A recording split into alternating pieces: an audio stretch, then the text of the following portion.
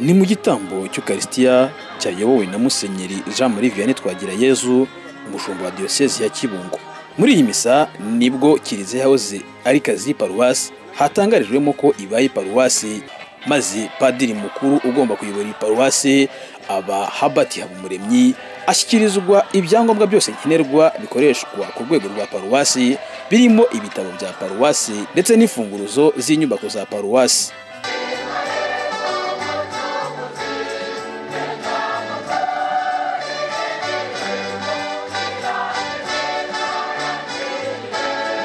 Bamwe mu bakristu bagize amasantarari y'iyi paruwasi bavuga ko kuba bahawe paruwasi batazongera gukora urugendo rurerure bagiye gushaka ibikorerwa kuri paruwasi hirya no hino nk'uko byahoze mbere. Kristu bagize iyi paruwasi ivutse kuri uyu munsi bakoraga ingendo mbere y'uko iba paruwasi, bakoraga ingendo bajya kuri paruwasi Katedrale ya Kibungo, abandi bakajya kuri paruwasi ya Kabarondo.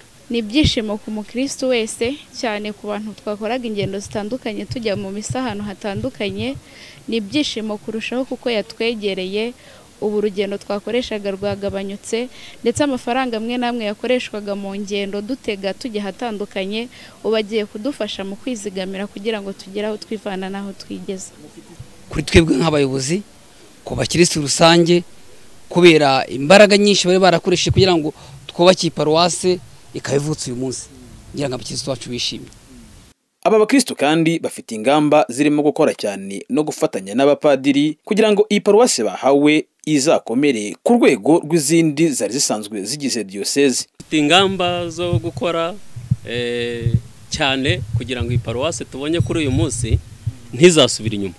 Ingamba dufite nizo gukomeza gusigasira iyi paruwasi yacu kugira ngo ikomeze itere imbere, ndetse n'ibyabana ngombwa igira ubushobozi n'ibikorwa bingana cyangwa se bisumba andi maparuwasi. Ingamba dufite nk'abakristo ni ugukomeza kwitangira Kiliziya, kuyisigasira ikajya mu ruhando rugari n'ayandi maparuwasi, ndetse ikaba yatera intambwe ikava hamwe ikagira n'ahandi igera uko Imana izagenda idushoboza. Padiri Habati Habumuremyi, padiri mukuru wa paruwasi ya Remera, asaba abakristo kunga ubumwe kugira ngo iyi paruwasi itazavaho isubira inyuma. Kugira ngo ihame bisaba imbaraga nyinshi. Buryo yubaye paruwasi hari ibintu byinshi biba bikenewe, bisaba imbaraga, bisaba ubufatanye, bisaba ishyaka. Ubwo bisaba gukomeza gukoresha imbaraga, abakristo bagakomeza gushyira hamwe, bakunga ubumwe, bagafatanya muri byose, ndetse bafatanya n'abasaserdoti babo umushumba yabahaye. Paruwasi ya Remera ifite abakristo basaga 6,000 bikubiye mu masantarari ane ariyo Bisenga, Remera, Urenge na Gasetsi.